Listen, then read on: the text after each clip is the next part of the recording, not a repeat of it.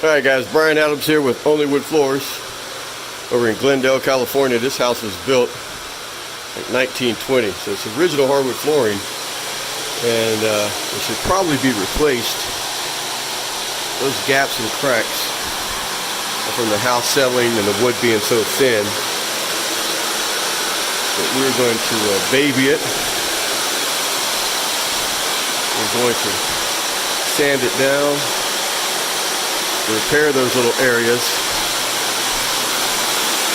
and do a nice dark brown.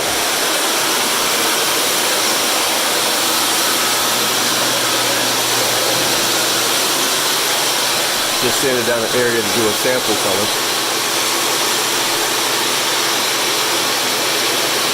See you in a second. Well, yesterday was that old from the 1920s floor that should have been replaced. We are almost finished. We have one more coat of the polyurethane protection to put down. But what a difference. What a difference. We're able to save it.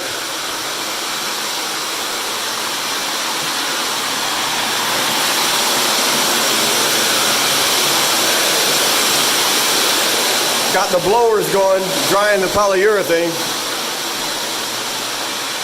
Another great job by OnlyWoodFloors.